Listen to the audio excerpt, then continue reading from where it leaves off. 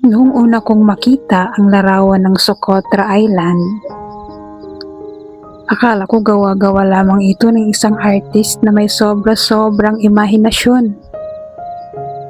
Mga punong parang payong na pabaliktad, lupaing tila galing sa ibang planeta, at mga bundok na walang katulad sa kahit anong bahagi ng mundo.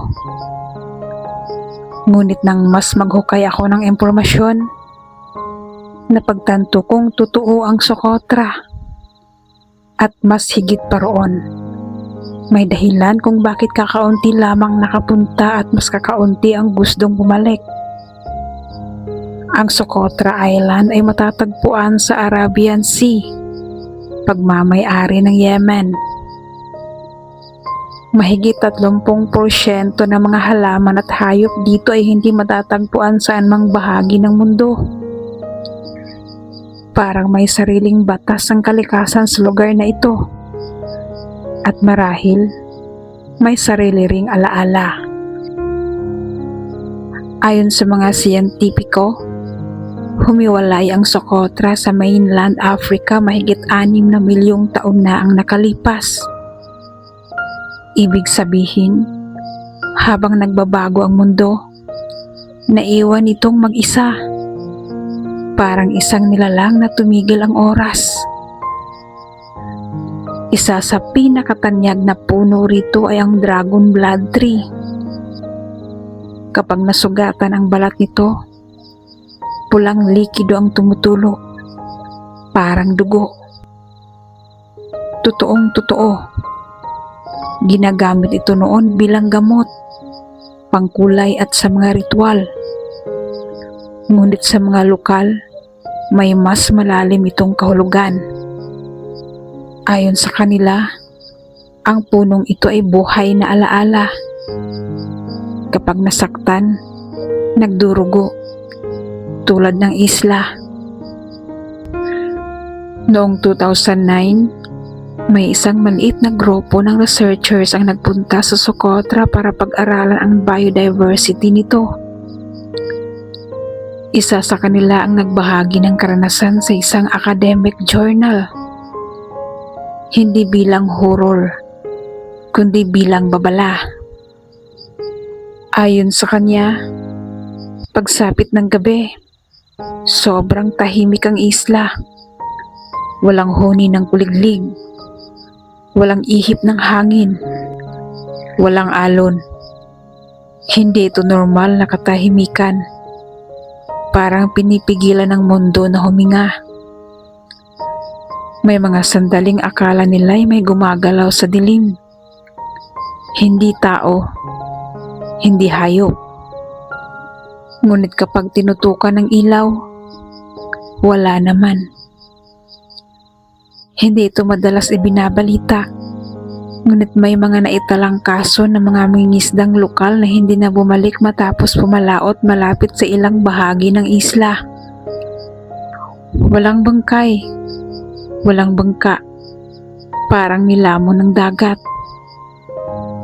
Ayon sa matatanda, may mga lugar sa paligid ng Socotra na hindi dapat ginagalaw. Hindi dahil may halimaw, kundi dahil may mga alaala raw noon na ayaw magising.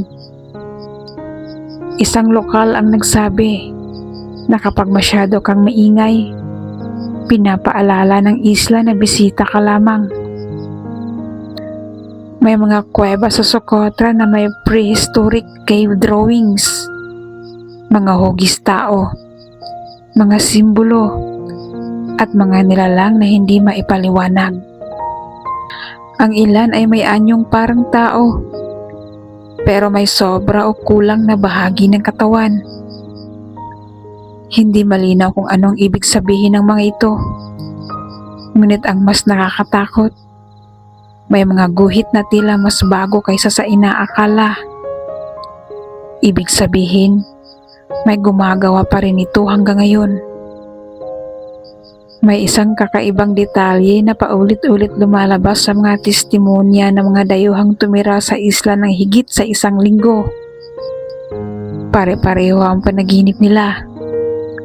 Isang malawak na lupa, pulang langit, mga punong parang nakatingin, at pakiramdam na may nagmamasid. Hindi galit, ngunit hindi rin pala kaibigan. Isa sa kanila ang nagsabi, "Hindi ako hinabol, hindi ako sinaktan. Pero pagising ko, alam kong hindi ako welcome."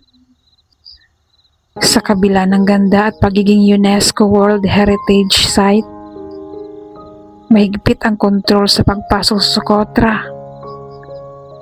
Hindi lang dahil sa politika o kalikasan, kundi dahil sa kaligtasan. May mga ulat ng turista na biglang nagkakasakit ng walang dahilan. Nawawala ang sense of direction kahit may GPS, at nakakarinig ng tinig sa gabi kahit mag-isa. Walang physical na ebidensya, walang medical explanation. Ngunit sapat na yun para marami ang umalis ng mas maaga sa plano. Ang Socotra ay hindi humihingi ng takot.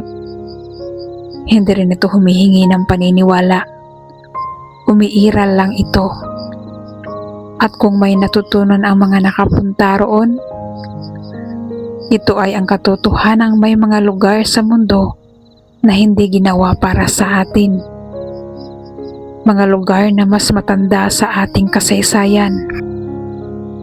Mas tahimik kaysa sa ating isip, at mas mapagmasid kaysa sa inaakala natin. Hanggang ngayon, may mga siyentipiko at manlalakbay na gustong bumalik sa Socotra. Ngunit may iilan sa kanila ang umaamin na parang hindi kailanman tuluyang naiwan nila ang isla.